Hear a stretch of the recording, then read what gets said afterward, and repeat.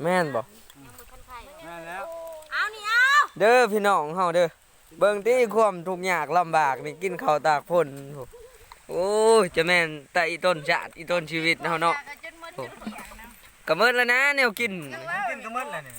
กินกับพลนี่จะเบิ่งบ่าวบัวไหลนี่ทุกข์ยากปากมองแนวนี้แหละเนาะบัวยองท้องปุ่งเบิ่งแกงเขียดนี่หมดแล้วเนาะมื้อนี้โอ้ยบ่ทันจำนะปนเขียดก็หมดปนก็หมดมื้อนี้กินแต่กับนี่จ้างห้อยก็หมดอ่ะเบิ่งเด้อหั่นผู้บ่าวโอ้ยหมดแล้วแนวกินก็หมดเลยยังเหลือแต่แม่งอันนี้เอามันหมดติโอเอาลุงเลยเขาหันกินให้มันเบิดหันบ่หมดหรอกเนี่ยบ่ให้บักซองหันกินบางอย่างกินแม่เฮ้ยสิได้เขาหันมันสีอันติดแถวน้ำมือน่ะมาขอกินเด้จ้ะกินให้มันเบิดเขา กินบ่หมดเบิ่งของชายเจ้าฮะทายข่อยนี่บ่ได้อ้ายดอกข่อยเด้อพี่น้องเด้อเครียดยุกถ้วยรู้ได้ข่อยดูเอาได้เนี่ยมาพินิตี้ยังเหลือแต่อันนี้พี่น้องเบิ่งจำพี่น้องเล่จำน้ำเอาเลยนะจำหน้า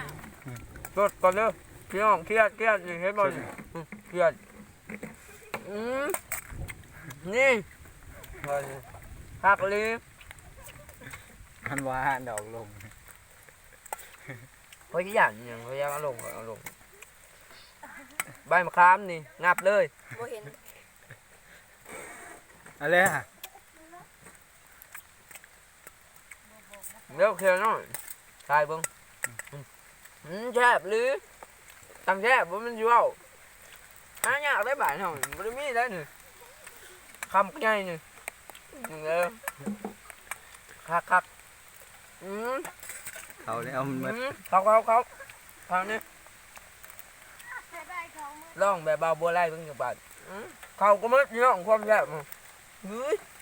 ไม่ใช่ว่าน้ำพ้นกระตุกไปเลยนี่เป๊ะอยู่ชวนย่างนี่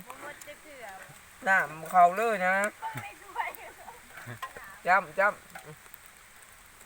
ยังคำเดียวพี่น้องเอ้ยมดแต่โอ้ยใจต้นเนี่ยควรยองทองกุ้งเนาะเดี๋ยวพอคักเลย